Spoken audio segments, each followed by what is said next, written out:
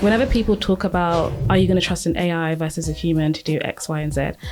There's underlying assumption that there is already a human there, or that you already have access to those resources. So, you know, you might say, oh, would you trust a Harvard professor versus an AI teacher? And it's like, well, you're assuming that that person has the funds and the ability and the proximity to go to Harvard. Now, if they didn't actually have that, then having an AI teacher is great, because now I finally have access to that intelligence.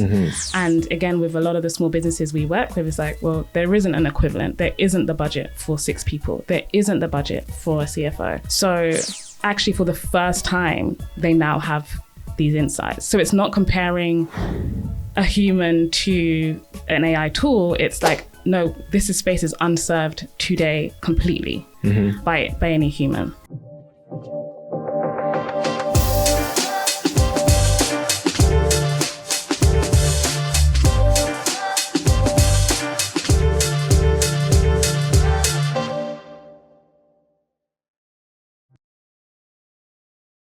Hey, dear listener, thanks for tuning back in to the GWP podcast.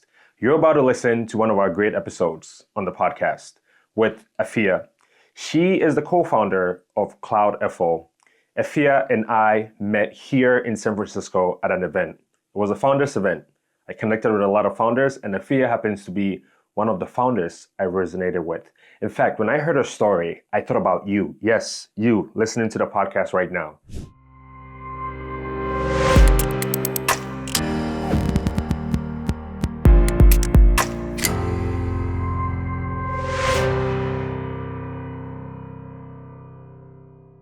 I figured you need to hear the story. It's not every time I get the opportunity to sit down and talk to brilliant Black female founders like Afiya. In fact, the industry needs more female founders. And I hope this episode inspires you to think outside the box. As you'd hear from Afiya's story, she didn't just get started. She's been doing this for a while. And if you're just getting started on your journey, believe me, there are things that you've already done that can help you on this journey to be successful. And so enjoy the episode. And as always, thanks for tuning in. See you on the next one.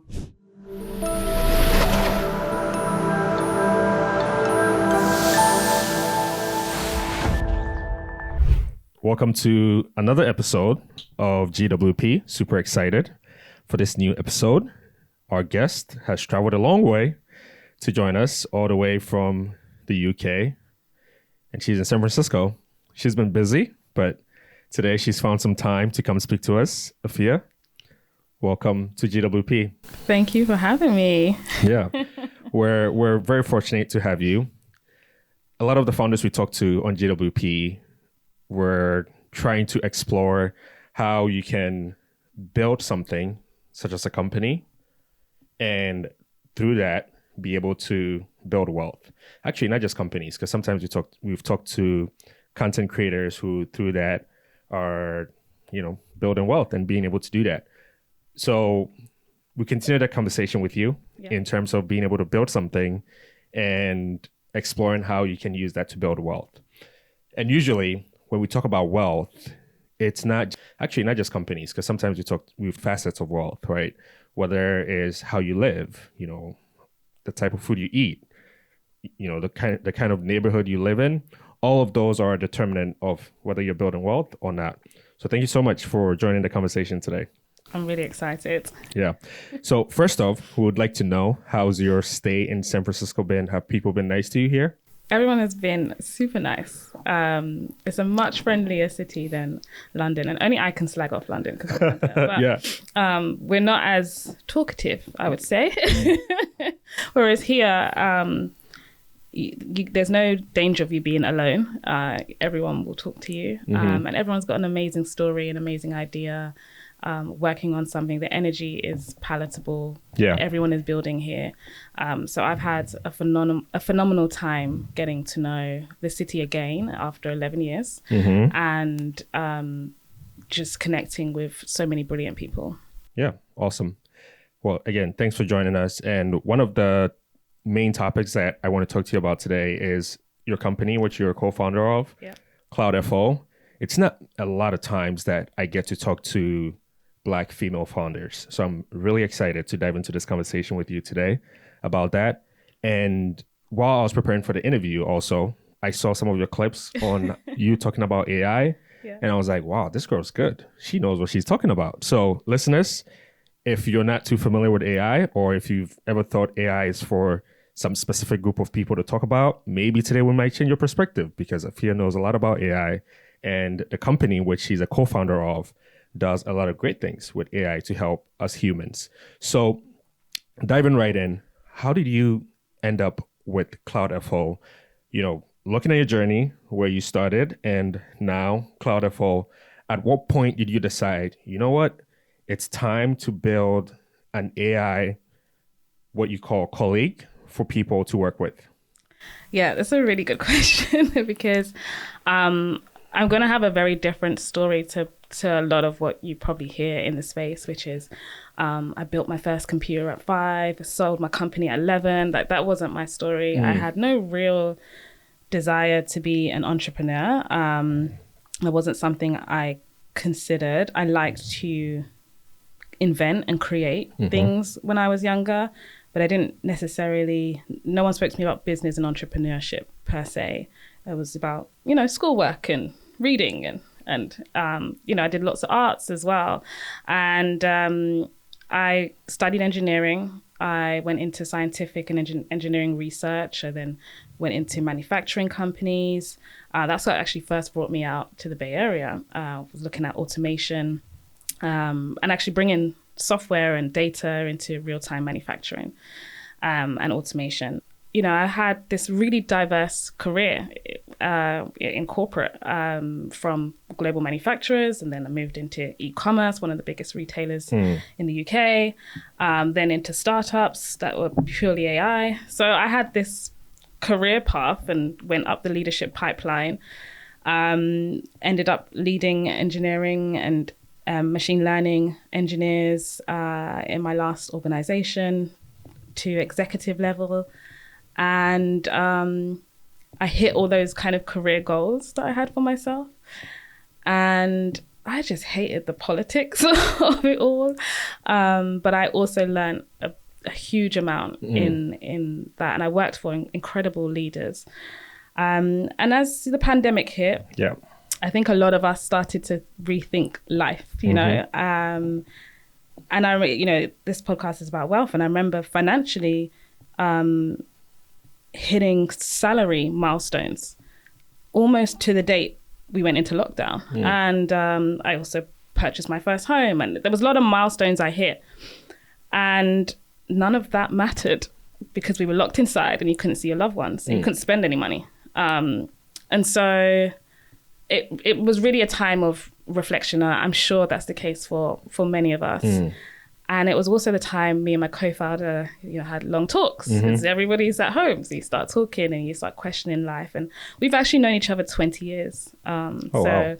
We have family in common, and they introduced us many years ago. Love that. Because we were both studying engineering. And we just started to think about the problems we were seeing. So whether that was at our corporate jobs, having to pull data time and time again to help executives make decisions, and just how long those would take and how frustrating that, sitting in very expensive meetings and you're just going round and round again, having to explain the same data just to come to a decision. And he was doing something similar, like modeling for financial institutions to help them understand their risk in terms of cash flow.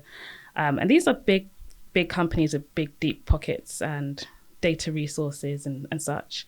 And it was still painful. And so then we started to look at what was happening around us in our local communities with small businesses, especially during the pandemic.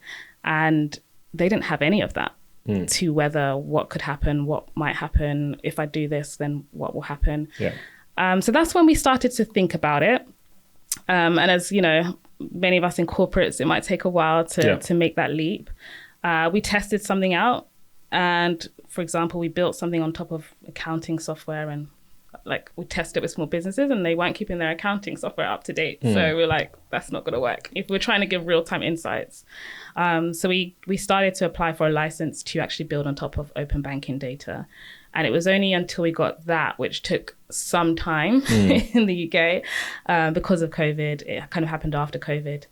That was like the real, like, okay, this could be a real thing, not just a project we're working on the side.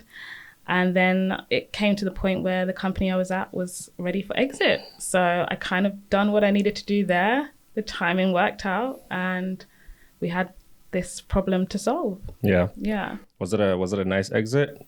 It was a good exit. Yeah, that's awesome. That's also another way to build wealth. Absolutely. Most people may not know. You build a company and there are many ways you can exit. Either the company gets merged into another company, which can end up in a payday, or the company completely gets bought out and it ends up in a payday for you. So for some of you listeners that are wondering, okay, I start my own company, then what? How am I going to, be able to build a wealth through that?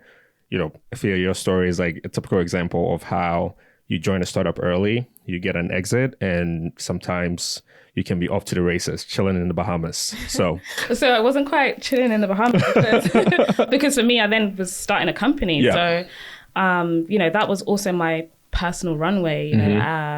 Everyone has a different risk profile. And this is something I've spoken about with my coach and my therapist. Is like, it didn't actually matter what was in the bank. It was what wasn't coming in anymore. And I had I'd worked since I was 15. And my entire life was a salary every month. Yeah.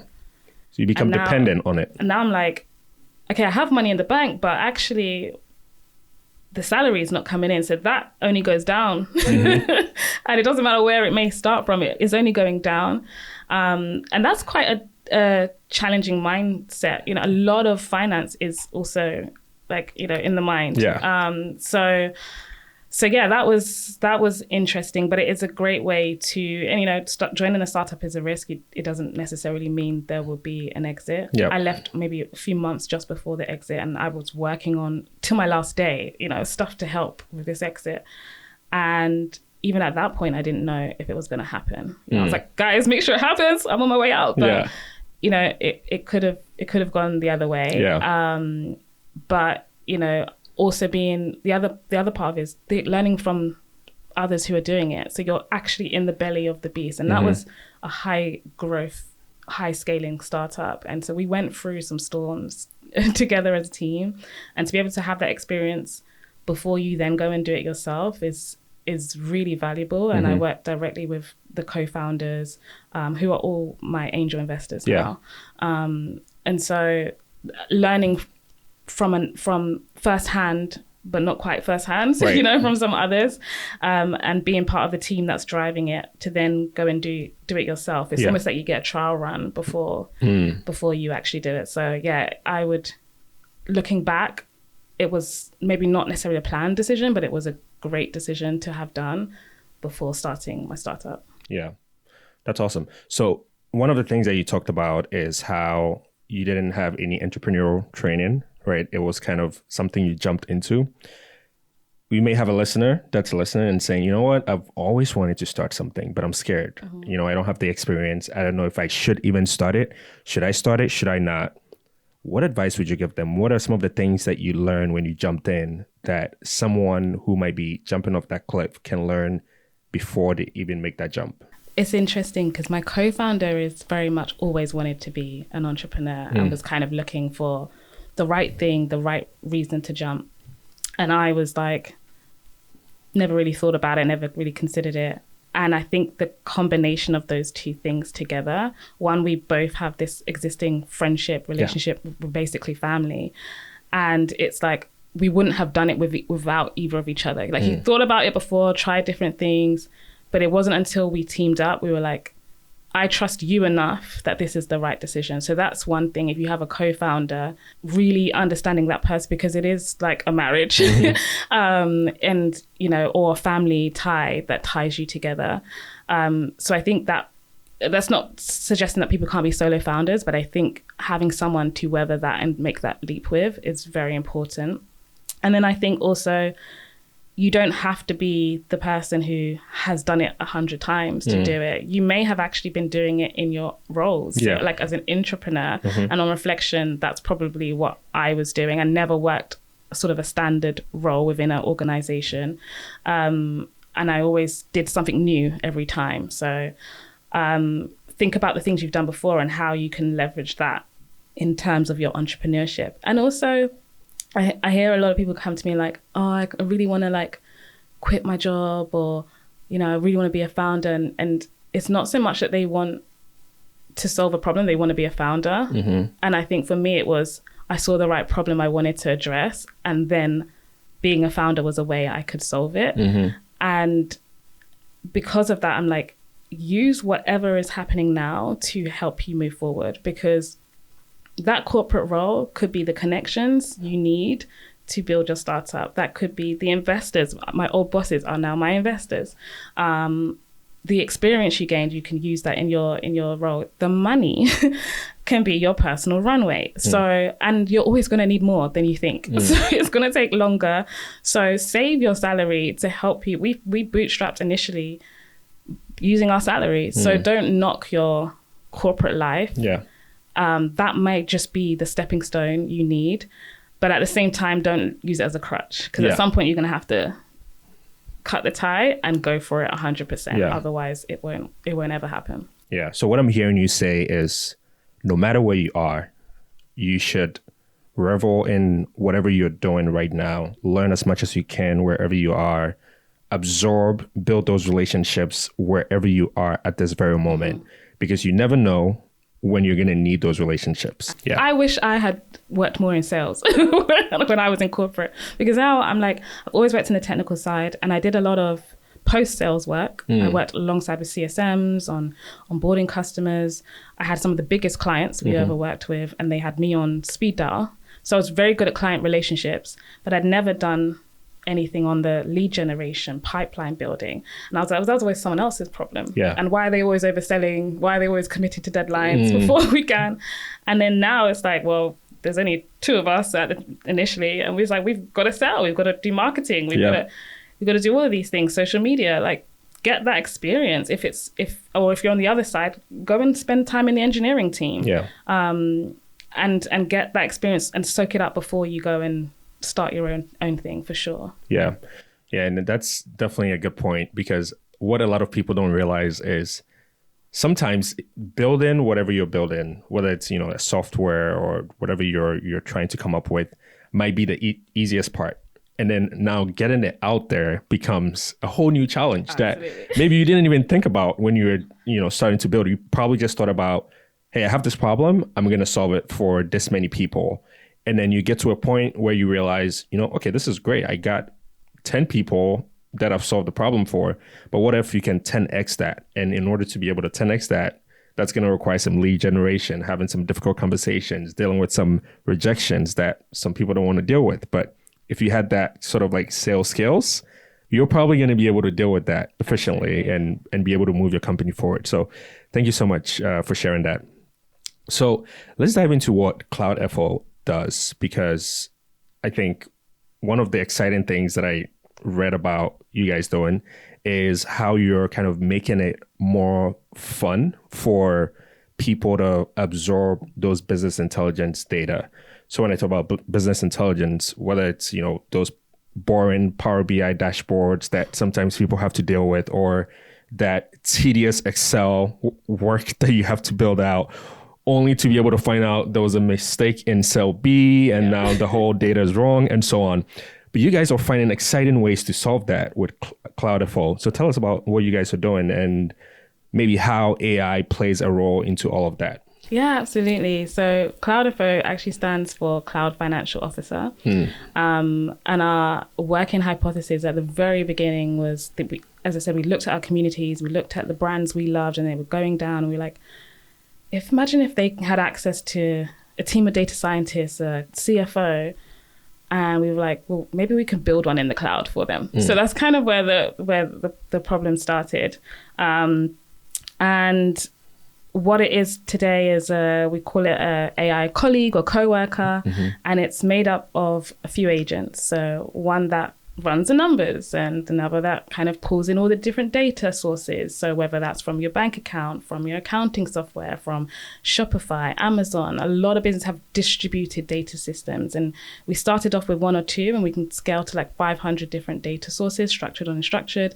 And this agent goes to work understanding the relationships, understanding the insights, and then the finance one runs the numbers and actually runs your finance meeting with you. So on a Monday, we'll email you and be like, hey, it's time to go through the numbers, and actually walks you through not just the numbers, but the KPIs, so customer trends and how that's moving the revenue. Because it's not always just about the top line number, but it's what's driving it. So that agent does that. And we started with those two, and we onboarded some customers, and it's like, okay, I've got access to my finances, my insights, my forecast.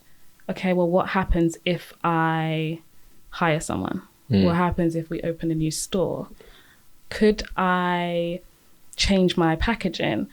Or there's a new tariff announcement. What's that going to do to my margins? And we realized we were doing that kind of consultatively. So we're like, we really need to go back to why we started this, which was around making decisions and build that strategic decision agent. And that's the third pillar to it, and actually probably the most valuable pillar.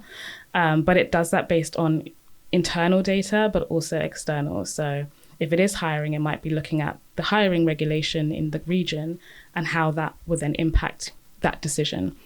So it's these agents that work for you, like getting AI to actually truly work for you. And that's how you would expect an employee or a teammate to work for you, but then also presenting it back to you in a much more human way, as you said, a much more fun way.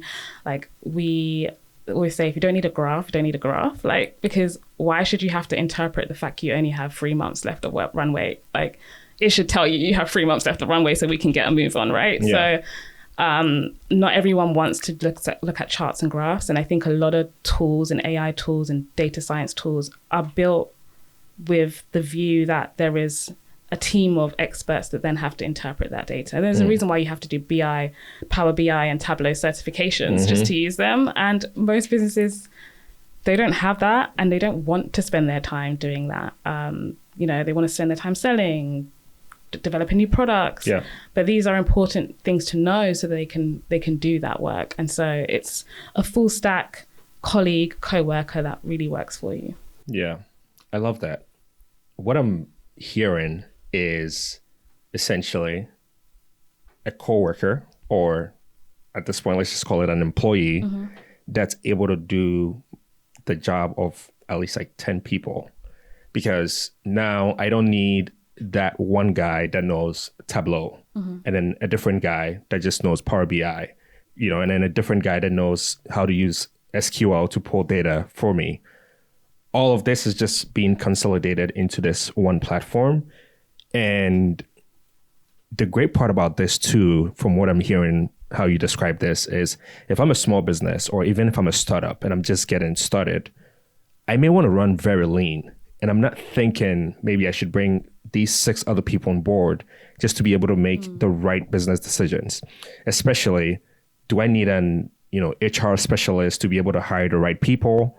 Or do I have an AI that can help me to make the right decisions? So it's incredible that you guys are doing that. But then that brings me to the thought that, are we in some sort of like existential crisis then as people? Is the way we work going to have to change? What do you think about that? Yeah, I think about this a lot. And I think whenever people talk about, are you going to trust an AI versus a human to do X, Y, and Z? There's an underlying assumption that there is already a human there, or that you already have access to those resources.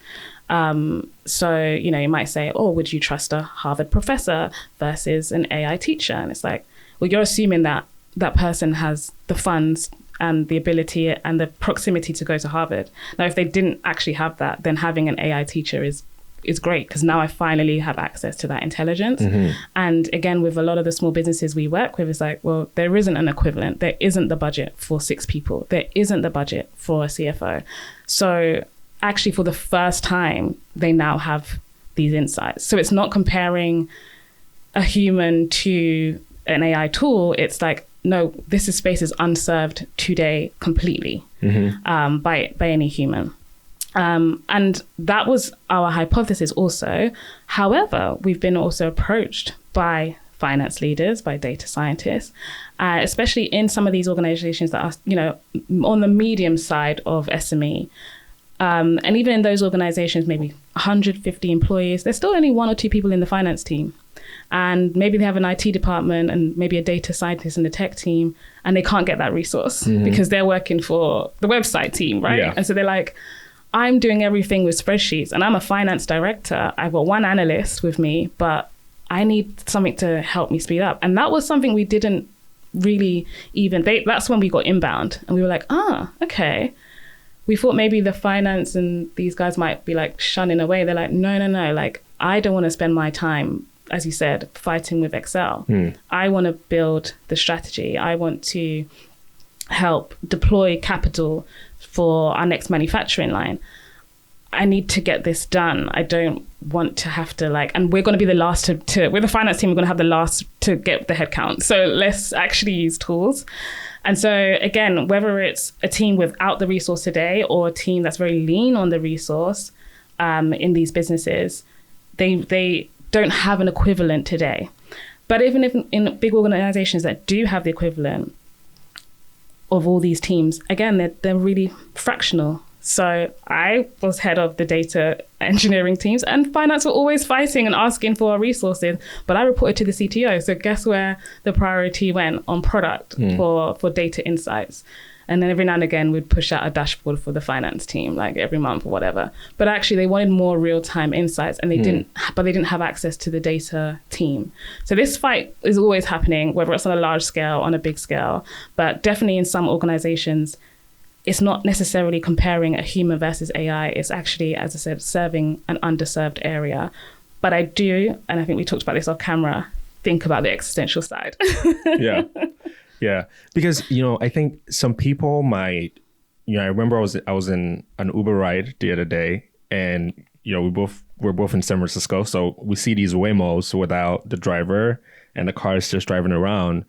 And I got into this conversation with the Uber driver, and he said, what are we doing with these things? Like, why do we have a car that's, driving without a driver, and what's going to happen to Uber drivers? No one is ever going to be in these cars. And I told the driver, I was like, that's tough, right? Because I think quite the opposite is going to happen. Because I remember when Uber came, no one wanted to get in an Uber. I didn't want to get into a stranger's car. I didn't know who this guy was. And then he pulls up and I hop in his car. Absolutely not. But over time, we built that trust. And now people even get into the Uber without even checking the number plate. And the car just pulls up and they just hop in the car, right? So over time, you build this trust. And that's kind of like where we are with things like Waymo and how artificial intelligence is evolving. And so the future, some people have a very bleak view of the future. They don't want to think about it. They think, it's going to be terrible. And then some people have this sort of like optimistic view of the future. I want to ask you, what is your view of the future, given, I think you've kind of like seen how AI has evolved over time, right? Because you've been working with some of these things for a long time in some of the organizations you worked in and even what you do now. So given the exposure that you've had, what do you think about the future? Is it bleak? Should we be optimistic? I'm optimistically pessimistic. I love that.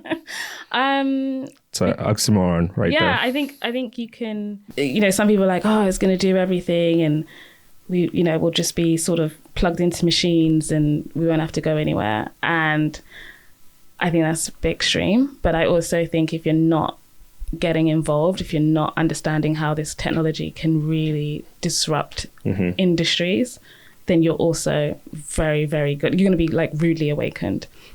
And I think about just one of my key values is like access. And I think where I'm optimistic is the access that it gives. Like if I can give a business owner access to insights that then can take their business from that 5 million in revenue over that 10 million mark, 20 million mark to get investment, that's access to to wealth and for their customers to a brand that may be sustainable or maybe have a value proposition that is really important for that community. So I think there's a lot that it can actually really disrupt. Where I'm interested and excited is also what it means to be human. Like, does it, because you have this AI coworker doing these things, does it mean I get to spend more time with customers? And does that mean I can be more of a human to interact with them? If I, though, delegate some part of my decision making or even my purchasing to this AI, who authenticates that? And does that now become an extension of me? Is it a representative of me and my identity in the world? Because the next step after decision is action. So if I say, well, this AI can take this action, can make this purchase, can change this, can interact with this customer, does it need to represent me, or can it act as a delegation of authority? Or do we go really beyond where I have, a distributed identity? And, some of my identity is here in this room with you, and some of it's on the cloud, some of it is working away, some of it is anonymous, some of it is well known. And, the business I worked in before was an identity verification business. So I think about this, what does it mean to be human if you have humans who are also augmented by AI and machines? Yeah. I mean, I think we're going to need to answer that question, right? Because, I would answer the question also, whether do I have a optimistic view about AI, or am I, optimistically pessimistic? I think I'm probably more optimistic, if anything, given some of the things that I'm seeing. I share the view with you that I think we're going to be better humans, in the sense that imagine going to a factory where they're making cars, right? And you don't need 100 people on the assembly line. Now, you can have humans having more discussions, actually more meaningful interactions. Why? Because, when I think about something like CloudFO, you provide people with this business intelligence, which ideally should help you make really, really good decisions, and at a very fast pace, right? Because now I don't have to spend 4 hours building that Excel sheet to finally set up a meeting with my team, and then now we're going to brainstorm. All of that can be done in the matter of a few seconds, right? So ultimately we become better human beings. We make better decisions, and then I think we actually end up creating even better products, right? Because the standards are going to be higher, right? What this AI era that we're in is going to provide for us, people talk about AGI, is the ability to make very, very quality decisions that is also backed by data. And you're not also afraid to do things, because imagine you go to a hospital, right? And, here you are, the doctor is kind of giving you probabilities. Hey, if I do this, there's a 80% chance this might happen. Those conversations are going to start to change. Those probabilities are going to start to change, because you're going to have strong data points that these doctors can actually use to make these decisions. So again, chances are we're going to start living even longer. We're going to be better human beings. We're going to be able to build stronger connections. I think what people need to take a step back and rethink is, we had Facebook, we had Instagram, we had the cell phone, and we see what that's done to us, right? A lot of people have neck problems now because your head is always down. What we need to learn is, do we take a step back and say, let's pick our head up and start to interact more, because these machines are going to be making more decisions for us now. We're going to get to a point where, you're going to get to the airport and you're not going to need a human to make your coffee. It's going to be a robot that makes it for you. So maybe you're not going to be interacting with the barista, but you're going to be able to interact with the person you're with at that point, right? So, there's so many different ways to think about this. And for me, I feel very optimistic about this thing. We're going to get to places even faster. We're going to have even better batteries for those electric cars that we want to drive. We're going to have better robots. the ethics is going to be really important. How do we make sure these things that we're building are built for us, not against us? I think that's what this comes down to. And once we're able to figure that out, hopefully the government takes a step back and allow, kind of nonprofits and, other groups to make these decisions. And sure, the government can chime in, but sometimes taking a step back is helpful. Like if you look at what happened in China, for example. So, the Communist Party completely didn't want to have anything to do with AI, didn't invest in it, none of that stuff. Obviously, America got, let's say, 6 months ahead with AI. And then all of a sudden they're like, oh, hold up. Okay, this is something that's really important. Now let's get our hand in it. How is that going to look? Is it going to spur the growth or is it going to slow it down? We're yet to see. But if you look at places like in America where, huge deals are being signed, building all this infrastructure, all of that should, if you're kind of having this conversation right now and wondering, is this important? Should I care about it? All the attention this is getting should kind of prompt you to say, hey, this is a new revolution and you should probably be part of it, especially if you want to be able to build wealth. That was long-winded, but I needed to get that in there. Absolutely. I 100% agree. And even just looking at, the geopolitical side of, the restrictions in GPUs, but even when you have, and I think that's going to continue with resources generally, especially with global warming. Water is another resource that we need to think about in the future. But I think one of the things that's really interesting is when you have constraints also, as a fundamental engineering problem, constraints build innovation. Yes. So, what happened with DeepSeek? Yep. We had exactly worse GPU, so they figured out a way to innovate. So I think there's an amazing time to be someone who likes to build, experiment, and innovate, and that's why I'm optimistic, because there is a lot more ability to distribute ideas, people can build things that don't necessarily have the education background that maybe before people would need to have. And I think this part of, like you said, how does it bring you closer to others? I think a lot of what I'm interested in is just getting rid of the menial stuff, right? Because even now with AI, right, it might write you an email or a LinkedIn DM, but you still got to copy and paste it and then edit it, and like I don't want to be involved in any of that part of things. Yeah. And I get my nails done. I'm like, I've been getting my nails done since I was 16, and they still take the same amount of time. Like, why? Or the flight here still takes 11 hours. Why? And there are things that are just not they're not that important on the ground. So there are means to an end that I think can be automated or can then allow you to do something much more important. So like you said, if it's doing this report in the morning, it's not the doing of the report that's important. It's the commentary, it's the narrative to say, hey, whilst orders are stable, the amount people are spending per order has gone down.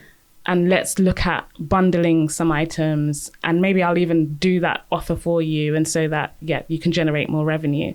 Like it takes too long to get to that at the moment. It's the building of the rapport, it's understanding the insights, it's then making the decision to change something and then make that change.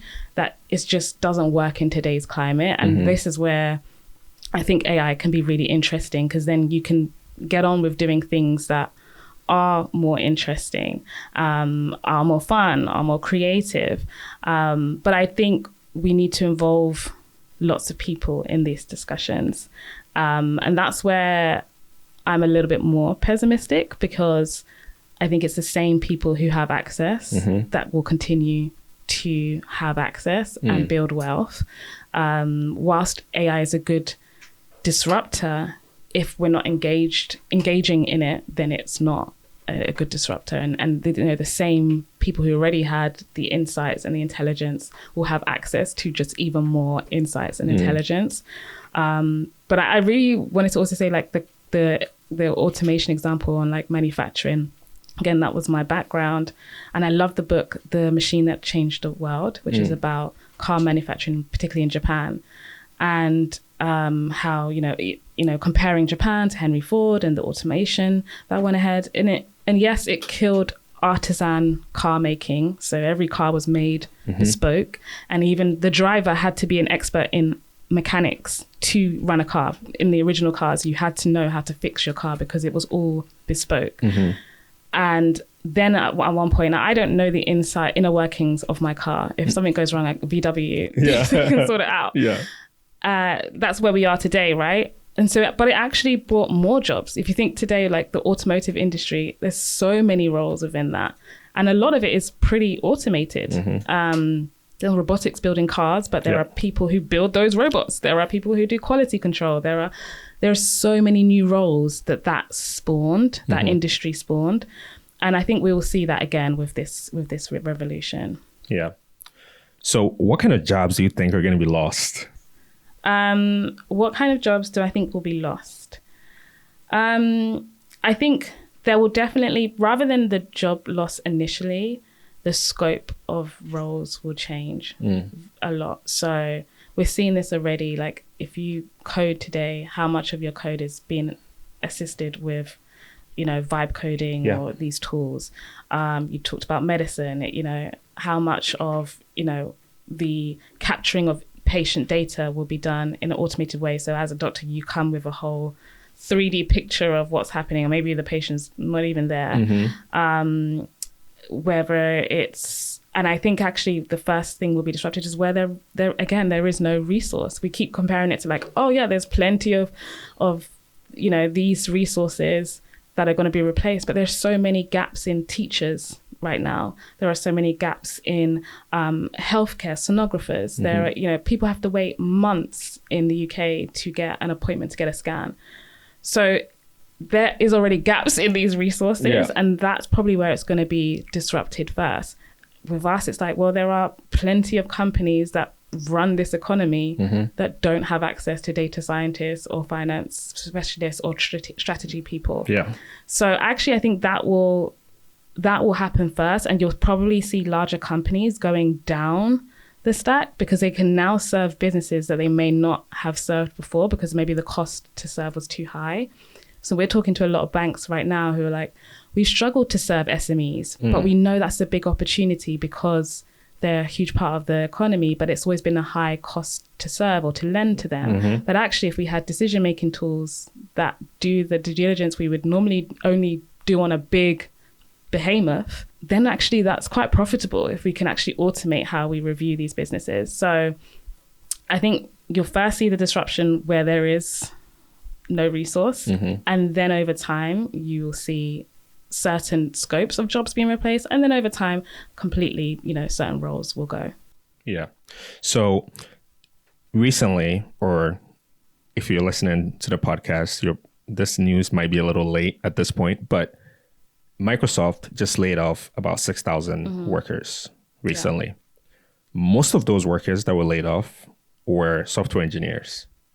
And you talk about something like vibe coding, right? And how it's changing how people are able to build things, people are able to code and things like that. CloudFO, you're doing something similar where you have these agents that you talked about. How do you think that's going to evolve, with, let's say, some of these software engineers that have lost their jobs? Because there are people that are probably wondering what is my work going to look like in the next 2 to 5 years? How should people be thinking about this? Should they, I don't know, go back to school to go get an MBA? Should they start finding a new job? Should they start using LinkedIn Learning to find a new skill? What should they be doing? Well, first I would say companies have been doing layoffs for centuries. Or maybe not centuries, but for decades. I've worked in organizations that, summer rolls around, the layoffs are coming. And there will always be a different reason, it's AI right now, whatever. So there's always a reason to make the books balance. Keep the shareholders happy. Exactly. And then there are some real productivity gains that means, okay, we don't need these resources. So I think there's some grain of salts that you need to sort of identify with that. But to answer your questions in terms of skills, I think what is still important in the era of AI is we're still talking largely, when we talk about AI, especially today, we talk about large language models. Pretty much that's what everyone's speaking about, something like ChatGPT. And actually, for it to be useful to either consumers or businesses, it cannot just be an LLM model.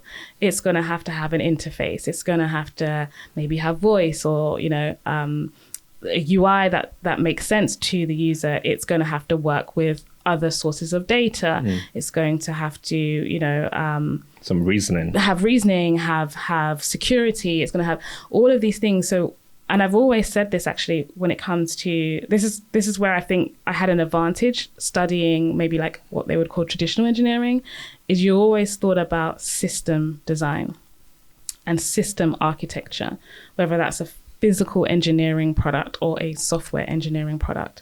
So understanding how as a system the whole thing needs to work and how the whole thing needs to flow. So if you're working on any given problem, what is the overall system architecture? Is that end user going to use this on their phone? And what do they need to do from A to B to solve this? And therefore, what does the system need to be? Because that'll be very different if the user's then going to use it in a driverless car or a computer. Like all of these things, understanding how the system from the interface through to like the source of the data is actually going to become a very important skill. And so that would be what I would say if you're still wanting to be in the technical space and the building space. But also knowing how to, you know, so I've, you know, led and been in lots of engineering teams, and learn how to talk to people. Be better at being a social person. That would be good too. Yeah. No, so a lot of things that you mentioned there, which number one is, I love how you talk about thinking like an engineer, understanding how everything comes together to work. Because if you're in sort of like this existential crisis that hopefully people are not in, and thinking, you know, what is this going to look like for me? I think a good exercise to take is take a step back and figure out, how do all of these things work together, right? Because at any point, there's a value chain. And if there's a way you can kind of like insert yourself into the value chain and add value, the problem is solved, right? Like you said, a lot of jobs are going to be created, and a lot of jobs are going to be reimagined, right? And so if you're smart enough, it's almost like, you know, before I got out of college, I was already thinking, what am I going to be doing when I get out of here? Because now I had to reimagine myself coming out of college, right? I wasn't going to wake up every day and start thinking about my classes. I was going to have different responsibilities. And so what a lot of people forget is at many, many times, or at different points of our lives, we're always evolving who we are, right? And if you don't get paralyzed and just, you know, start waiting and trying to figure out what's going to happen, you should probably start making some decisions right now, trying to figure out, well, if I'm wondering what's going to happen in the next 2 years, then I should also be wondering, what am I going to be in the next 2 years? You know, what kind of value do I want to bring, and so on. And with the proliferation of AI, the world is your oyster. Whatever you want to do, honestly, you know, the resources are just becoming so much available now. If you want to build a startup, whatever you want to do, you have the resources. So, listener, I'm trying to inspire you here with this one. If you're not picking up on this already, you know, pick yourself up, try to figure out what value can I add to this world as it's changing, and go and be great, because you can be. So this conversation is exciting. I love talking about this stuff. I really get into it. And so still kind of like on the topic of CloudFO, but I want to talk a little bit about privacy and data a little bit. So a lot of businesses and companies are using AI for insight, right? Kind of like what CloudFO does. So what ends up happening is, if I'm a business, now CloudFO knows everything about my business. This is wild. This is crazy. I may have some trade secrets that at this point CloudFO knows. How do you kind of protect that data to make sure that if I have these secrets that are my competitive advantage, I'm still able to keep it and still be able to find value in CloudFO? It's a really good question. And I mean, again, going back to my corporate career, had really good, solid foundation on data privacy and understanding the importance of that. And so that was fundamental in what we built. And being a fintech, being based in the UK, there are actual regulations we have to comply with. So we became regulated with the FCA, the Financial Conduct Authority. And just to do that, you have to kind of put in place a lot of guardrails. But it's actually really good because when we now have customers ask, and it's a lot of the more mature customers who will ask that, we have all the documentation ready on a link, just sends them and they're like, cool. And it's very quickly. It's what's really interesting is you get the question, but as soon as you give the response, like no one ever comes back with further questions. And I found that also in my last organization, working with the biggest of banks, it's like, they will have all these like questions and you give them the info and they're like, and then, you even show them, this is how you can delete your data, you control your data. And they never did. Never did. Like once they're like, okay, I've been given the assurance, fine. Yeah. But I think it's really important that we have those protections and those controls in. But that's not just because it's AI, right? These are important if you use any software tool within your business. You need to do that due diligence as a purchaser. And so, but the core benefit is that it knows everything about your business. Otherwise, it has to be able to make those decisions and to do those simulations. So we'll basically call the colleagues and say that they're actually working in a virtual version of the business in terms of the business and the market. It models the actual business. It models the actual market. It's working in essentially a digital twin of your business. And it's running 10,000 simulations to give you a different scenario and different outcomes. Now, even big strategy teams will probably do 3 scenarios, good, bad, worse, and this is running 10,000 and it has to know what's happening in the business, but also in the macro environment to do that. So to get that value, you need that, but to earn that trust, you have to have the protocols and the guardrails. And, my co-founder worked in banks. I worked in fintech. So we had the training. Yeah. We probably could have gone a bit more scrappier and threw something out there a bit earlier, to be honest. And maybe if we didn't have that background, maybe we would have. But that training kicked in and we realized to be trusted, we need to actually present the tool in a way that is safe, in as lean way as possible. Yeah. I love that you guys take that sort of approach, right? Whether it's allowing users to know that they can, delete their data. I think you stated very clearly on your website. Yeah. So I was glad to see that. I was like, oh, this is awesome. You guys are very upfront about this. No, because it's like it's a real concern, right? So you think about companies like Facebook, for example. Facebook has a lot of issues in Europe, right? Because maybe America might be a little kind of like loose about how you handle people's like private data and things like that. But in places like Europe, they're not playing about that. Like Facebook is constantly getting fined about how they're handling people's data in Europe and things like that. So it's exciting that you guys take that approach. Yeah, I mean, it's particularly in Europe, it's a recipe for disaster if you don't, if you have, especially as a startup, you're already, you haven't got a brand yet. You're trying to build trust. So to come straight out the gate with that was really important for us. Yeah. No, that's really awesome. Thank you. Thank you for sharing that. So let's talk about, the conversation is kind of like jumping around and I love that because, as you bring certain topics up and as things spring in my head, I bring it forward. So one of the things that you mentioned, I think probably before we started recording, we were talking about the whole revolution of AI, and you've been in San Francisco and some of the rooms that you're going into, there's an imbalance, right? The kind of people you're seeing there, you're asking yourself, why are, more people that look like me in these rooms? Where are they? Are they having these conversations? Are they talking about these things? Recently, I was at church and, a young man approached me. And it was a great conversation. We probably talked for maybe an hour and a half, but the first thing he asked me was, what do you do? Mm-hmm. And I told him, I worked at Bloomberg and I'm also building a startup and I run a podcast and things like that. And so I asked him, I was like, what are you doing? And he's like, I don't know. I'm trying to figure out what to do. And I was like, okay, that's interesting. Like, where are you right now? He was in college, and I was like, oh my God, thank you. This is great. Like, you're in college, you're in a good place. And I'm like, okay, what are you studying?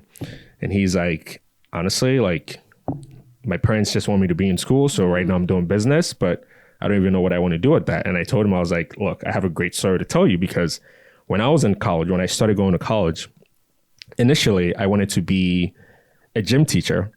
And then over time, I found out that gym teachers were making as much money as what I wanted to make, what I envisioned making. So I was like, okay, scrap this. This is not going to happen.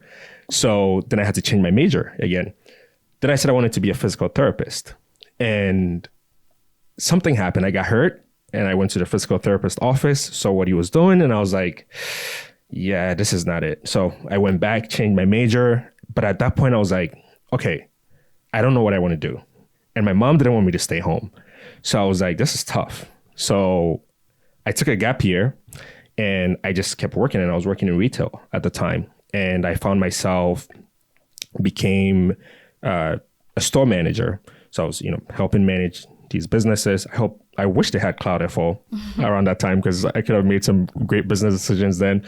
But, helping manage the businesses in these retail stores. And I fell in love with, building business, running business and things like that. So I was like, you know what? I'm going to go back to the community college and I'm going to study business. And, I studied business, ended up going to Rutgers, entrepreneurship. And that's kind of like what I'm doing now. But, I took all these steps to kind of like end where I am right now. And the reason I bring this story up is, like you said, you've been in San Francisco, you're going into these rooms, you're kind of like wondering, why are people who look like me not in these rooms? Why are they not having these conversations?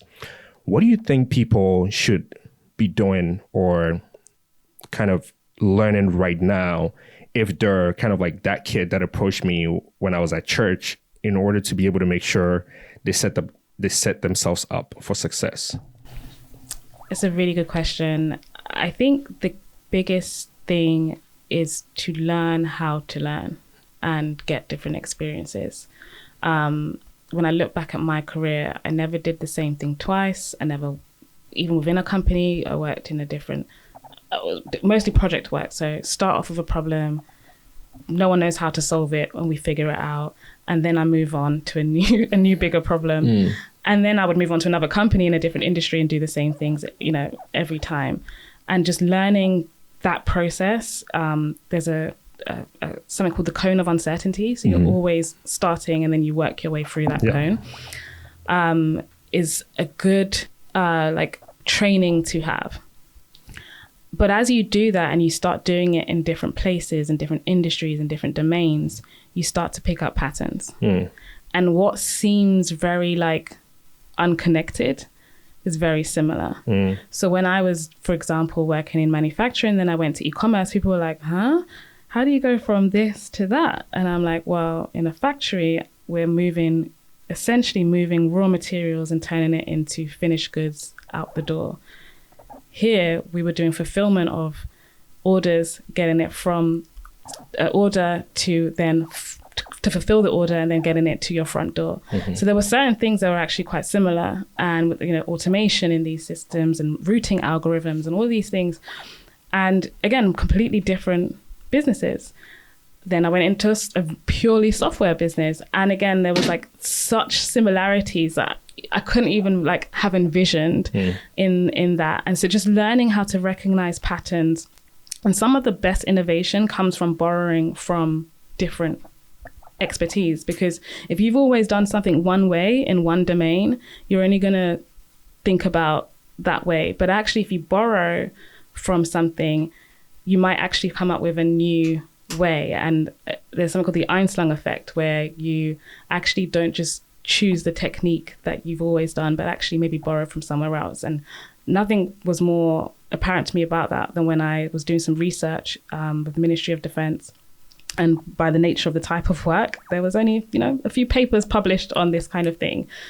And I was kind of coming up stuck on how I would solve it. And I remember pulling some scientific journal from polymer silicon chip research. And they were using a technique to detect, conductive material. I won't bore you, but underneath the surface.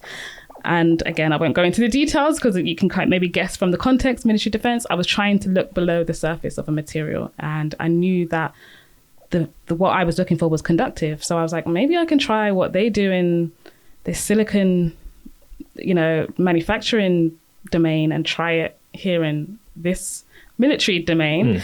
And it was the first of the kind research. And I learned that lesson so early in my career that I've used it ever since, like, okay, if we can't solve it here in X industry, for us now is, fintech, who else had this similar kind of problem, and how are they addressing it? And now it might be with AI, it might be whatever it is. It's like, how can I borrow from that model? One thing for us right now is seeing how the brands we are targeting as customers, how they're using TikTok and social media to grow traction. So it was like, okay, well, could we use TikTok? We're like a fintech AI company, but like, could we use TikTok to get the attention of the people that we know are using TikTok to sell to their consumers? And that was an experiment we ran, and that's how we started to kind of build the brand awareness. So borrowing from other domains and learning how to learn and spot patterns is probably one of the biggest things you can do for yourself right now, because as you said, you can't predict what jobs are going to be there. And we've never been able to, right? I remember, I think 3 years ago, I did a careers day at the school I volunteer with. And that morning I saw a role for like head of privacy at Instagram. Now, Instagram didn't exist, a few years prior to then have a head of privacy at that company. OpenAI didn't exist when I gave that talk to those young girls. And now they're probably entering the workforce, and there's completely new jobs than what we were. And, they were, 14 at the time, stressing about jobs. And I'm like, girls, trust me, there are things that don't exist yet that you will be well primed for if you just learn how to learn, and if you learn to be curious and follow that interest. What was the equivalent of a privacy role? Maybe it was compliance, for government, I don't know, maybe 10 years ago. And now that person could be working at Instagram. And there'll be something else in 10 years from now. There will be, in e-commerce, is it OpenAI just really like shopping on OpenAI? Imagine somebody who previously worked like optimizing, buying at a retailer can now go and work for OpenAI. These are things that you might not have forecasted, but you're actually bringing those skills from a big box retailer to this new channel, which is shopping via an LLM. And how can you draw from that, but also create something new? Yeah, I love that. We just don't know. We just don't know. Yeah. So, it's great points you share that though. Learn how to learn, super important. And I think that's a skill that if you learn today, it's going to take you very far, right? Because right now we're talking about AI, but maybe in 2100, we're going to be talking about something completely different. Like we have no idea what it's going to be. And so, depending on how you learn, whether it's podcasts, YouTube, books, tap into other topics. Like I will pick up a random book. Like I have a latest obsession of like land. I want to know about land, and I promise you, I get ideas for like what I'm building. I mentioned before, like I'm super interested in the simulation hypothesis. And it ended up in our product, right? So it's like, like these are, you never know where you can get inspiration from. So also, I really like that about the American education system, that you can, at university, you can switch like different. Like with us, it's majors, quite it's quite rigid. You choose and then you start again if you need to. But I like that you can actually explore with like your minors and your majors, and you can switch. I think that's really, really cool. What is like your favorite way to learn? Is it books? Is it YouTube? Is it LinkedIn Learning? What is it? It used to be books, and I wish I had more time to read. And every time I do make the time, I'm like, I need to do this every single day, because I always get the best inspiration. I thought I would have more time to read as a founder, and God laughed. So I was doing the 75 soft challenge where you have to read 10 pages a day. So that's been quite useful because I think that is still my favorite, but I have struggled to make time for it. And I remember a very senior executive once told me, at the time, he was like, you should be spending about 25% of your day reading. And I was like, who could do that? You know, but actually just making the time to read, I always get something inspirational. But podcasts, you know, you don't have to stop what you're doing. You know, you could be cooking, you could be working, you could be driving, you could be on the train. Audiobooks? Audiobooks less. If I'm gonna, I think podcasts are more engaging. I remember once listening to an audiobook on the M40 and like just my eyes were glazing. I was like, not doing that ever again. So I tend to maybe try a book on audio, and if I'm getting into it, I'll just read on Kindle is fine, doesn't have to be physical, but I'll tend to like actually go back to reading it. Awesome. Yeah, that's great. And what about if you had advice for 17-year-old Afiya, what would that be? I didn't know what I wanted to do, but I would say like you probably won't know what you want to do for a very long time. You know, life evolves. I think I was worried a lot, and I probably still am a worrier, but I would say like don't worry so much. Do all the travel you did do. That's perfect. Keep doing that.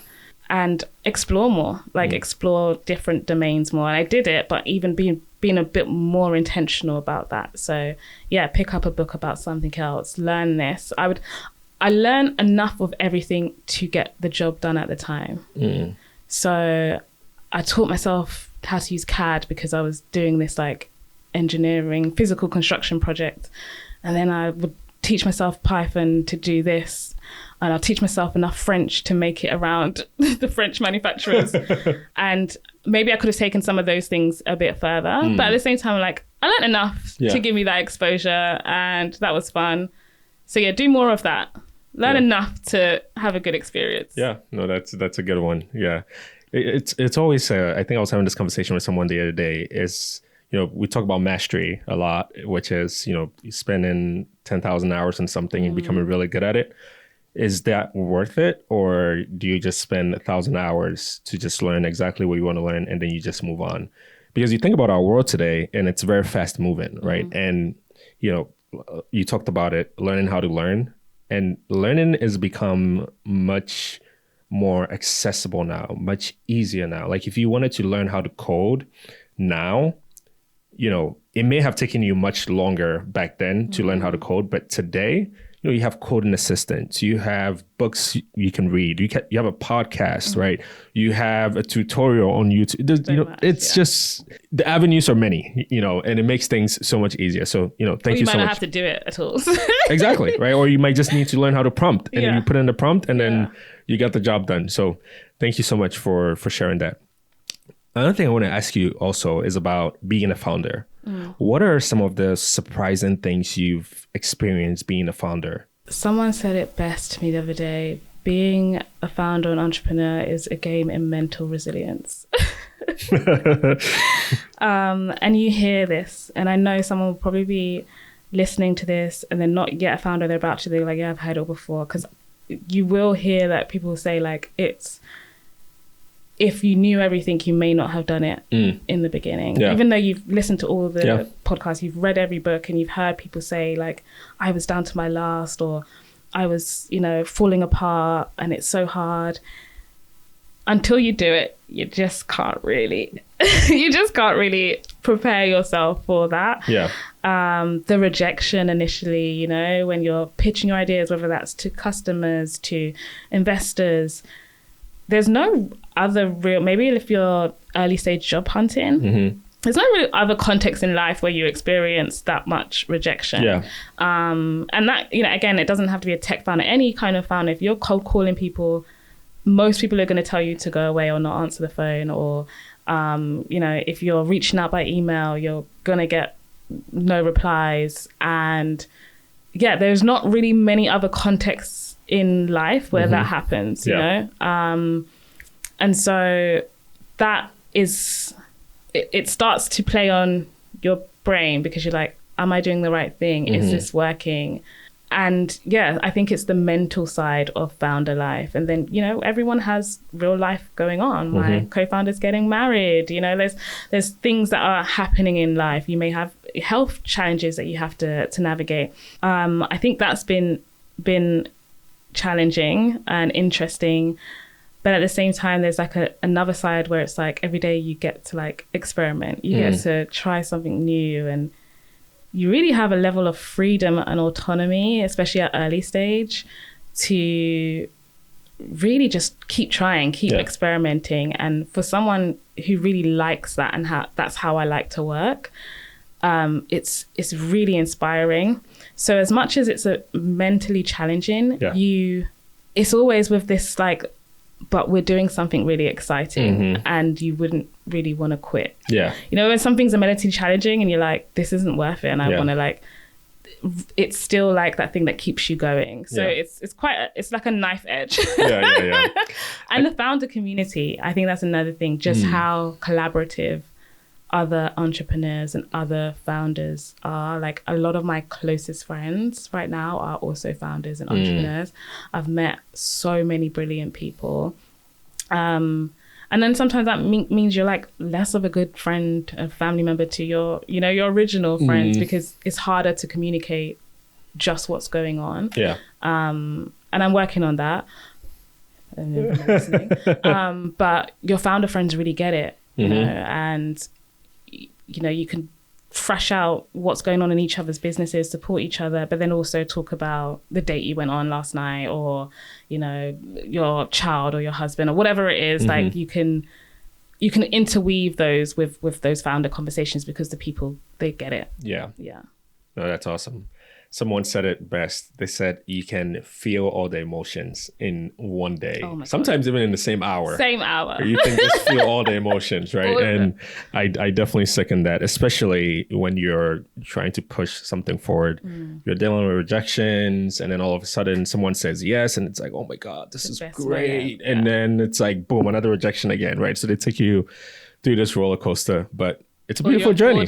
Your first like big client. We had this recently. Like I talked about it on my TikTok, like cringe moments, like cringy product, and it's like they onboarded with their data, and then like it just took everything down because like their data was so complex. And like, I mean, you know, there's a great thing about early customers and early adopters. They're patient. They're like, don't worry, like we get it. And you know, we quickly worked on that, and it actually now helps us like, okay, well, how do we actually solve this? Is a problem in itself. How do we solve that? And it, you know, we worked out a way that we can do that and make it completely seamless now, because again, these people don't want to have to deal with data. They're not data engineers. Yeah. So yeah, it was a great learning. But in that moment, you're like, oh, because it took everything to get this client, and then you're like, oh. So there's loads of moments like that where it's like such highs, and then also like frustrations and lows. Yeah, no, that's super exciting.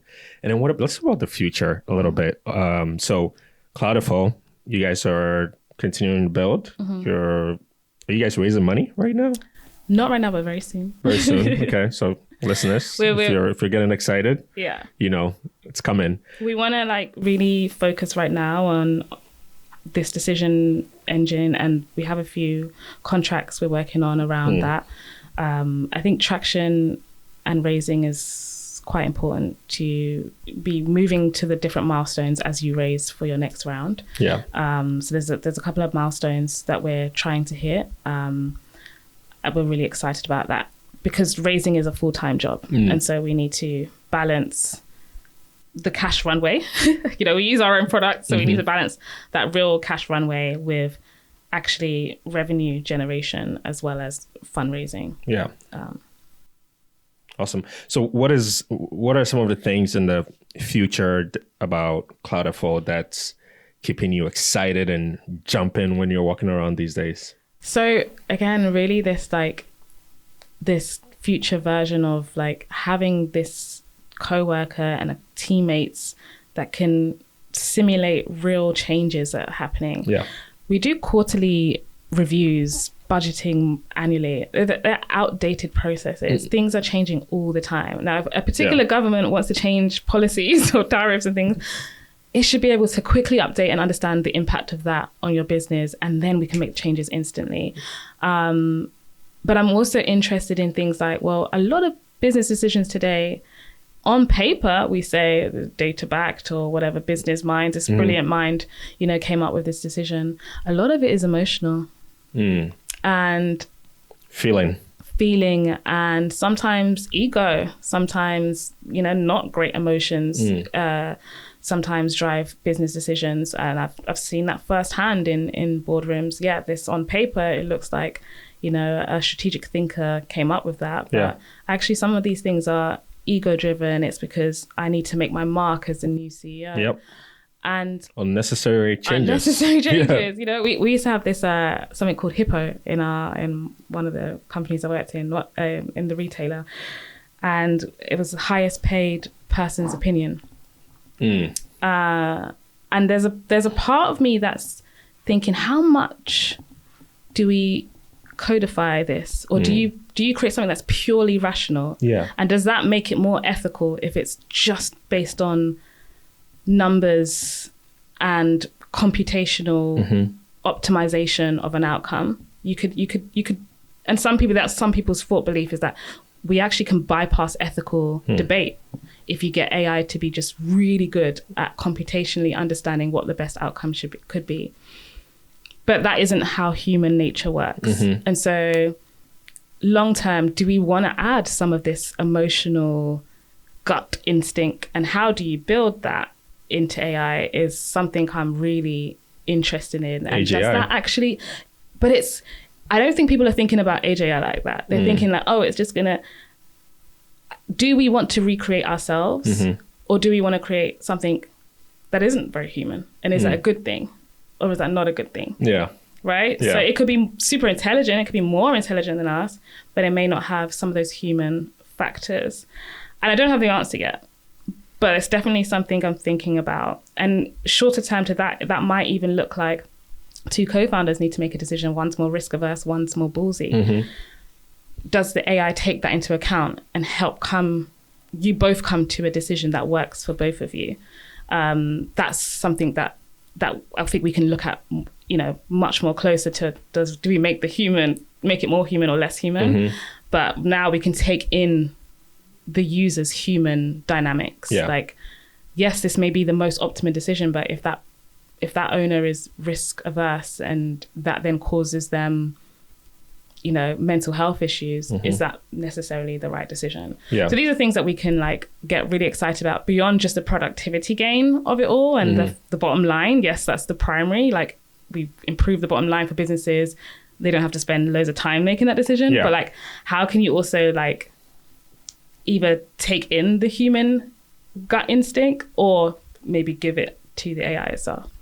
Yeah, no, that's exciting.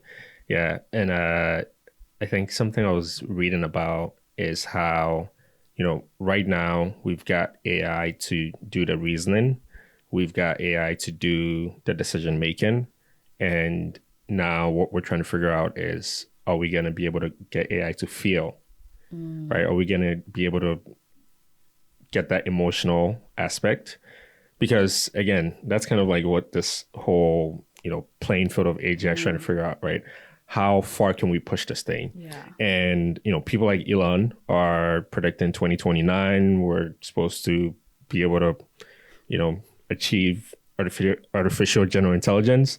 Sam Altman also has his opinion, maybe much sooner than that. And so, it's limitless. Like we've said, we just don't know where this is going, right? But hopefully there are guardrails that kind of keeps people grounded, at least while we head to this unknown territory.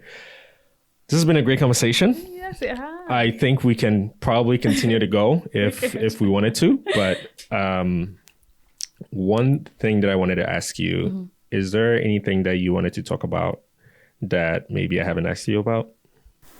I think one of the things is I would encourage more people to not just become consumers of AI, and really understand how it works. Again, that system thinking, how it interplays with, maybe you're into electronics, how it interplays with physical hardware, or so really understanding the system of it and getting involved in different fields. And don't think because I'm not X role that I can't. You may be a lawyer, so what's the legal side of this? How when two agents interact, do they need to follow the same laws or do we need to create new laws, right? So there are loads of ways you can start to go beyond the surface. You can look back at history.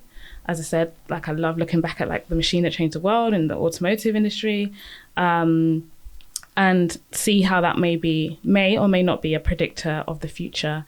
But also think about non-AI, think about indigenous practices and, you know, what can we learn from things that were never written down if we have large language models, right? So, which are based on text. There's so much that has been lost because it was never written down. So what of that needs to be included into the designs of everything? And yeah, those are some things that I think I can encourage people to do. But also, you know, when you're working with startups, I think what we're doing and what others are doing is we're really enabling people to drive their own dream, you know, build a brand, build a business, without having to be the finance person, without having to do the sales, without having to do the marketing. You know, you can focus on the bit that you really want to do. Maybe that is the sales part. Then you can do that and have everything else automated. So I think not counting out what is 90% of the economy is really important. Yeah, that's awesome. And so I have one question that I ask every single guest that comes on a podcast, which is, what is your definition of wealth? But I kind of want to spin that a little bit because we're talking about AI. If, you know, kind of what you just talked about, don't just be a consumer of AI, right? Because, you know, there's always going to be two sides of the coin, right? You pick Instagram, pick Facebook. There are consumers and there are producers, right? And so when we get to this avenue talking about AI, if someone is wondering, how can I create wealth with AI, or how can I be a producer with AI? How can they go about it? What advice would you give them? Yeah, it's actually what you just said. You said it could be consumers, producers, and you can also be investors. So maybe you have like an app you're always using and you're like, I'm using this all the time now. Is there a way you can invest in that? You know, like if you have some spare income, there's a lot of apps now you can just like put your spare change, essentially. Fractional shares. It's like, you know, you may use a particular app all the time. It's like, well, if you're using it, maybe there's 1,000 other people using it. So I'm still a consumer, maybe not be a producer, but I've now actually showing in some equity of something that I'm using every day. And this is not financial advice. And then, like you said, as we've talked about, that being on the producer side and actually building with it and building at any layer, like maybe there needs to be, you know, better devices that can handle AI. Like what does the future mobile phone need to look like? Is it a device? Is it hardware? What does that need to be? These are avenues in which you can build wealth. For me, what's wealth to me is three of my core values, which is like knowledge, freedom, and love. And I've kind of talked a lot about wanting to learn, gaining knowledge, but those things open doors, right? You know, knowing the right person can get you that check or get you that first customer or that second customer or that big deal. That's right. Knowing that information can help you not make the same mistakes that someone else made because they've given you some insight. So I'm always about, if I've learned something and I learned a hack from someone else, I'm always going to share it because I'm like, if I only knew this, or I'm so glad that I got to know this, because then we can all get, you know, do better and grow our wealth. Freedom, having money gives you freedom. It gives you freedom to travel and meet people and be there. And then, you know, lastly, like, as I said earlier in the thing, you can have all the money, but if you don't have, COVID really showed me, like, you can have money and be locked in your house and not see anyone. And really, we need that human connection. So I think true wealth is having those three things. It's the access to money. It's being able to sidestep the long way around. And unfortunately, many of us have to take the long route or, you know, don't have access to that information. The freedom, and then also the people you can just love and share with. Yeah, no, I love that. Love, freedom, and knowledge. Wow. That's a different definition of wealth. Thank you for sharing that. Awesome. This has been a great conversation. Thank you. And really, really appreciate you for coming on. I appreciate you for having me. Yeah, of course. It's Of been course. amazing. Yeah. And hey, whenever you come back to San Francisco, be sure to let us know, and we'll love to have you again. One of the examples of one of the brilliant people I just met randomly in San Francisco. Thank you. Thank you. Thank you. Who welcomes me. So thank you. I really appreciate it. Thank you. I appreciate that. And I think I was telling you, the podcast is listened around 26 countries, as we found out last year. So if you're a listener, wherever you are, thank you. But there's probably people in the UK that are wondering, how can they stay in touch with you? Or maybe they're here in the Bay Area or in the US and they're wondering where can they find you? You can find me at afiya.chohollo at cloudfo.co, just the co. And on LinkedIn, Afiya Chohollo. I also try and do TikTok. I'm not as consistent as I'd like to be, but it's Afiya Talk. Nice. Oh, and wow. we're also on CloudFO on all socials. Yeah. Awesome. Well, it's been a great conversation. Again, thank you so much for coming on. Thank you for having me. Yeah, it's a wrap.